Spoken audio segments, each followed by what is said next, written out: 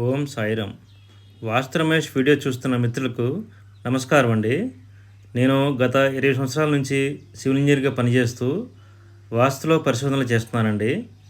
నా పరిశోధనలో భాగంగా నేను తెలుసుకున్నటువంటి వాస్తు గురించి అవగాహన కల్పించడం కోసం ఈ వాస్తు రమేష్ అనే యూట్యూబ్ ఛానల్ మొదలుపెట్టడం జరిగిందండి.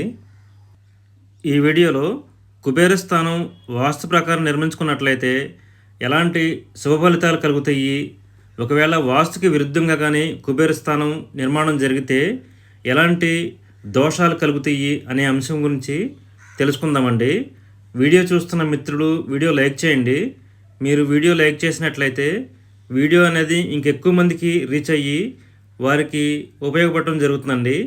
అలాగే మన ఛానల్ కూడా సబ్స్క్రైబ్ చేసుకోండి. సబ్స్క్రైబ్ చేసుకున్నట్లయితే తర్వాత చేసే వీడియోస్ మీకు నోటిఫికేషన్ రూపంలో రావడం జరుగుతుందండి. ఉత్తరం దిక్కుకి అధిపతి కుబేరుడు అండి. కాబట్టి ఉత్తరం దిక్కుని కుబేర స్థానము అంటాము.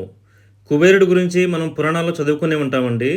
సాక్షాత్తు వెంకటేశ్వర స్వామి కూడా అప్పు ఇచ్చాడని మనం పురాణాలు చదువుకున్నామండి. అంతటి శక్తివంతమైనదండి కుబేర స్థానం అనేది. కాబట్టి కుబేర స్థానం అనేది అంటే ఉత్తరం దిక్కు వాస్తు ప్రకారం నిర్మాణం జరిగినట్లయితే వారికి ధనానికి ఎలాంటి లోటు ఉండదండి. వారు చేస్తున్న వ్యాపారాల్లో కూడా అద్భుతమైన లాభాలు పొంది వారికి విశేషమైన ధనలాభం కలుగుతుందండి. ఒకవేళ ఉత్తరం దిక్కులో కానీ వాస్తు దోషాలు ఉన్నట్లయితే వారికి తీవ్రమైన ఆర్థిక సమస్యలు వస్తాయండి. ఉత్తరం వైపున సరిహద్దు మీద గృహం నిర్మించడం కానివ్వండి, ఉత్తరం వైపు మెరగ్గా ఉండటం కానివ్వండి, అంటే దక్షిణం కంటే ఉత్తరం వైపు ఎత్తుగా ఉండటం, లేదా దక్షిణ వైపు కంటే ఉత్తరం వైపు ఖాళీ స్థలం తక్కువ ఉండటం కానివ్వండి, ఇలాంటి వాస్తు దోషాలు కానీ ఉన్నట్లయితే వారికి తీవ్రమైన ఆర్థిక నష్టాలు వస్తాయండి. అలాగే వారికి ధనం అనేది ఎంత వచ్చినా సరే వారికి రూపాయి అనేది కనబడదండి, ఖర్చు అయిపోతూ ఉంటుంది. అలాగే వ్యాపారాల్లో కూడా తీవ్రమైన నష్టాలు తప్పవండి. దివాళా తీసే స్థాయికి వెళ్తారండి కుబేర స్థానం కానీ వాస్తు దోషాలు కానీ ఉన్నట్లయితే. కుబేర స్థానంలో పాటించవలసిన ప్రధానమైన వాస్తు నియమాల గురించి తెలుసుకుందామండి. ఉత్తరం వైపున కనీసం 7 అడుగులు ఖాళీ స్థలం అనేది ఉండాలండి. ఇంటి నుంచి ప్రహరీ మధ్యలో మీరు స్క్రీన్ పైన చూడవచ్చండి, ఆ విధంగా ఉండాలి. 7 అడుగులు ఎందుకన్నామంటే సింహద్వారము ఎత్తు కంటే ఖాళీ స్థలం అనేది ఎక్కువ ఉండాలండి. అలాగే ఉత్తరం వైపు సింహద్వారం కూడా ఈశాన్యం నుంచి కనీసం 3 అడుగులు వదిలి ఏర్పాటు చేసుకోవాలండి. మీరు చూడండి స్క్రీన్ పైన, ఆ విధంగా ఉండాలండి. అంటే కరెక్ట్గా ఈశాన్యంలో కాకుండా ఈశాన్యం నుంచి కొంచెం ఉత్తరం వైపు జరిపి పెట్టినట్లయితే వారికి విశేషమైన ధనలాభం కలుగుతుందండి.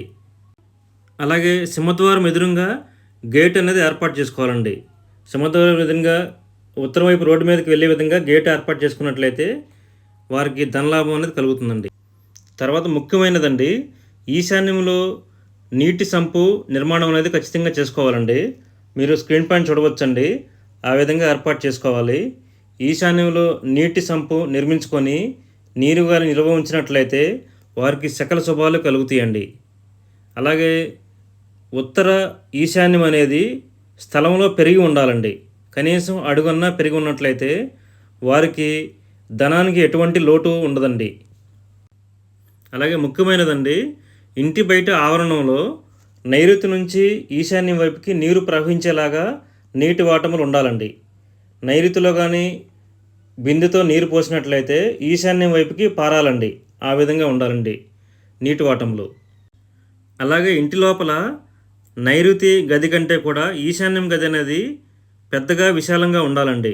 ఈశాన్యం గది ఎప్పుడైతే పెద్దగా ఉంటుందో పిల్లలకి ముఖ్యంగా చదువులో కానీ ఉద్యోగంలో కానీ రాణిస్తూ అభివృద్ధిలో ఉంటారండి. ఈ విధంగా ఏర్పాటు చేసుకొని అందరూ వాస్తుకు అనుగుణంగా నియమాలు పాటించినట్లయితే మంచి ఫలితాలు పొందుతూ సంతోషంగా ఉంటారండి. వీడియో కానీ నచ్చినట్లయితే లైక్ చేయండి. అలాగే మన ఛానల్ కూడా సబ్స్క్రైబ్ చేసుకోండి. వీడియో మీ ఫ్రెండ్స్కి ఫార్వర్డ్ చేయండి. ధన్యవాదములండి.